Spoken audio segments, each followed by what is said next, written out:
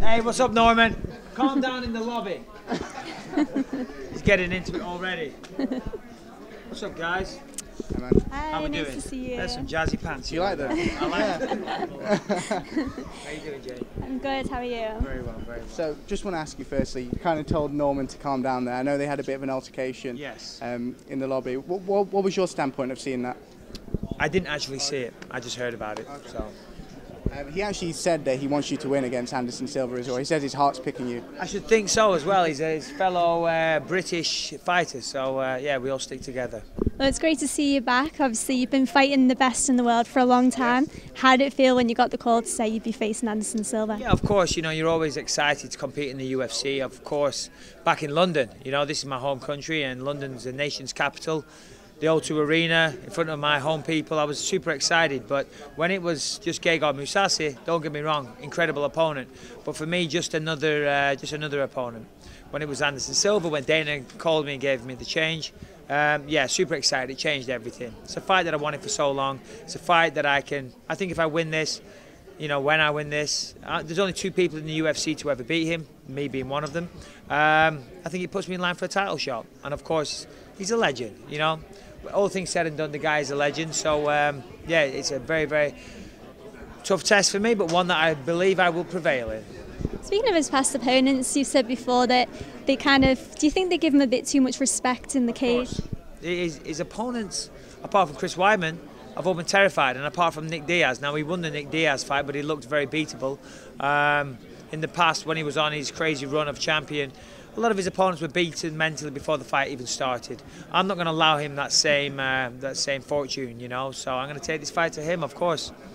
Michael, how proud, as a British athlete, back on English soil for the first time in so long, how proud are you to be representing the UFC and have been representing the UFC for 10 years as Britain's #1 fighter? Listen, you know, being an Englishman, being a British fighter, representing our fantastic nation at this high level for me means the world to me. It really does. And the support of the British public blows me away all the time. It really does. I never take it for granted ever, and something I will take to my grave.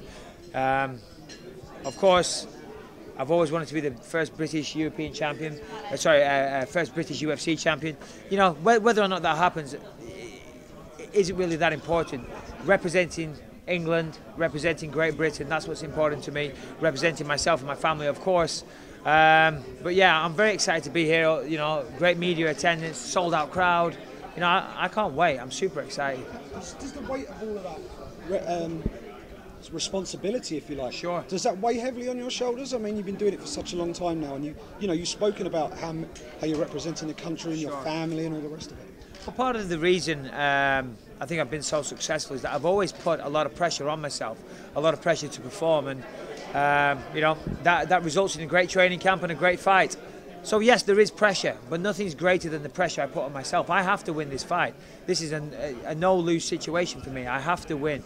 You know, I'm not getting any younger. I want to fight for the belt. If I lose, this isn't good for my career. Of course, this is a guy that I've always wanted to face. So that brings a lot of pressure. I've said I could always beat this guy. I have to beat this guy. So I've trained accordingly. But yeah, pressure is something that I put myself under, and it's something I thrive under. In the history of the sport. No, of course, Anderson Silva is one of the greatest fighters, and I'm a huge fan of Anderson Silva. I really am, you know, and it's a shame. It's a shame that, I mean, you can see the disdain he feels for me when we had the square up, because I've said some things, but all I've done, I haven't attacked him, I haven't called him names, I've just said that what's happened. And unfortunately, that's very, very relevant to this fight. His last fight, come on, we all know what happened, he tested positive. So, where does he rank? He ranks very, very highly. He's probably the most legendary, greatest fighter of all time. That's going to go down in the history books, it really is. But it was disappointing what happened, and I felt a little somewhat robbed. And of course, I have a huge stance against people that use performance-enhancing drugs. So for me, I was very disappointed. To see that he obviously feels so ill towards me, you know, I don't want that. I've always been a fan of Anderson, but we are going to fight. That's it at the end of the day. So regardless of what he feels for me, it's not going to make him fight any harder. The fight is going to be the fight. What do you think? What impact do you think that failed test that you mentioned will have on his legacy? Well, of course, he's going to tarnish the legacy. It's as simple as that. He still achieved what he achieved. He still got the knockouts he did and all these things. So it doesn't change history. But there will always be an asterisk above the name of Anderson Silva. How can you beat him on Saturday night? How can I beat him? Yeah, well, I think I'm faster. I think I'm a better boxer. I'm a better wrestler. I have better conditioning. I'm younger. I'm hungrier. I want this more than him. I have had a great training camp. I'm not going to allow him to intimidate me in there. Of course, he brings things to the table as well. You know, he's a hell of a fighter. But I've been watching Anderson Silva for a long time. I know what he's going to bring, you know. It's simple as that. He does these weird elbows. He has a few good kicks. But he's a very low-volume fighter. I'm going to take the fight to him. I'm going to put him on his back foot from the opening bell and make him react to me. Do you think this is your last shot at a title shot? Well, it's never say never. But, of course, you know, as I said earlier, I'm not getting any younger. So, for me, I have to win this fight. But I'm only 36, I'm not 46, you know, and I always think positively. If I don't get it done, you're not going to hear of me talking about retiring or anything like that. So I'll still be here, I'll still be doing this and still trying to rebuild myself. I have an unfathomable faith in myself, I really do, and I know I can do this. Fighting is something I pride myself on, but certainly a loss is not good. You know, you saw the drug testing. I know you've been a huge supporter of that. How good is it now to see in the UFC? I know, like, that's one of the major beefs you have with Anderson because of the failed drug test. But now seeing that we are working towards that clearing the sport. Sure, absolutely. It's incredible. You know, this fight I was randomly tested twice. I know Anderson was randomly tested. I don't know the details. It's long overdue. Massively long overdue. I mean, I don't want to spend all this time talking about steroids. I really don't. I've said my piece on that, and to be honest, I'm starting to sound like a broken record, and I'm not interested in doing that. You know, I know when I saw Anderson, I brought it up, but you know, I've got a big mouth. Well, going back to history, you've got the greatest number of significant strikes in UFC history. Now, as you said before, Anderson Silva is very good at getting away from shots and getting out of the way. Do you think that'll be the case Saturday night with you having a record like that? You won't think he'll be slipping any of your shots? You know, I mean, having the greatest number of significant strikes sounds great, but you know, having the smallest number of significant strikes also sounds good because you're knocking people out. So, you know, listen, I'm faster than him. I will catch him. I will connect with his chin. I will punch him.